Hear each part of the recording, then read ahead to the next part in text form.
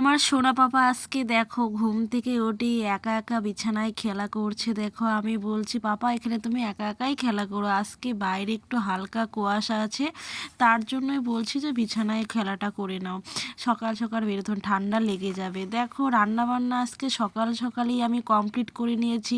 তোমাদের দাদাভাই আজকে ডিউটিতে চলে গেছে খুব সকালে, সেই কারণে আজকে আমার রান্নাটা খুব তাড়াতাড়ি হয়ে গেছে, প্রায় 8টা নাগাদই রান্নাবান্না আমার কমপ্লিট।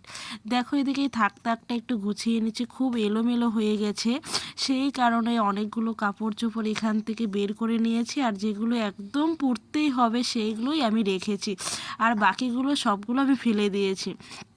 ওদিকে দেখো থাক থাকটা গোছানোর পর দেখো বিছানাটা গুছিয়ে নিয়েছি ভালো করে, ব্ল্যাঙ্কেট ব্লালিশ যা ছিল সব কিছু কমপ্লিট করে নিয়েছি। তো বিছানাটা ভালো করে একটু ঝাড় দিয়ে নিচ্ছি। দেখো এদিকে দেখো সব কাজ সেরে নিয়ে এদিকে চলে এসেছি কলের পাড়ে, বাসনপত্র, এখন শীতের সময় এত কাপড় চোপড় হয় কিছু বলার নেই, প্রচুর কাপড় ধুতে হয়, ধুতে ধুতে অসহ্য বোধ আমার লেগে যায়। দেখো এত কাপড় চোপড় ধুতে হয় না, কি বলবো গাইস।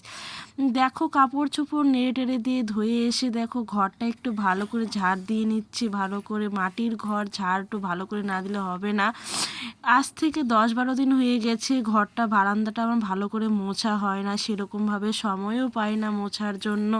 তাই আমি কই না, আজকে ফাইনালি আমি বারান্দাটা মুছবই তো মুছবই। মাটির ঘর একদম লেপতে ইচ্ছে করে না, কি করব, লেপতে তো হবে, ঘরে যেহেতু থাকি মাটির ঘর। দেখো একটু স্নান টান করে একটু শাড়ি পরেছি, একটা ব্লু কালারের শাড়ি পরেছি আর রেড কালারের ব্লাউজ পরেছি। আমাকে কেমন লাগছে অবশ্যই কিন্তু কমেন্ট করে বলবে। আজকের জন্য টাটা, বাই বাই বন্ধুরা।